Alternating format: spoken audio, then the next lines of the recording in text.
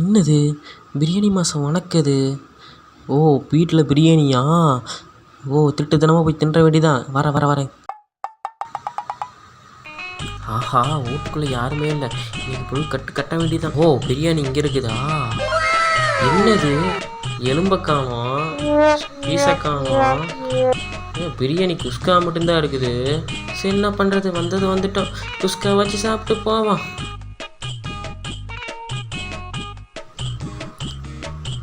யாரா வரக்குள்ளேயும் இடத்த காலி பண்ணி சீக்கிரம் சாப்பிட்டு யாரோ வந்துட போகிறாங்க.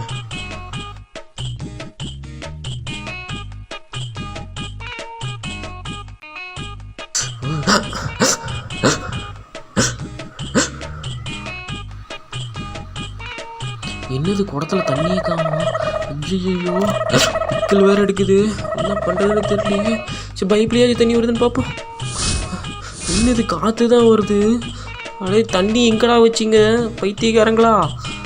ஐயோ, அட நாசமாக போனவங்களே. ஐயோ, அட நாசமாக போனவனுங்களே. என்னடா இது, ஒரு பிரியாணி திங்க வந்த இடத்துல இப்படியா?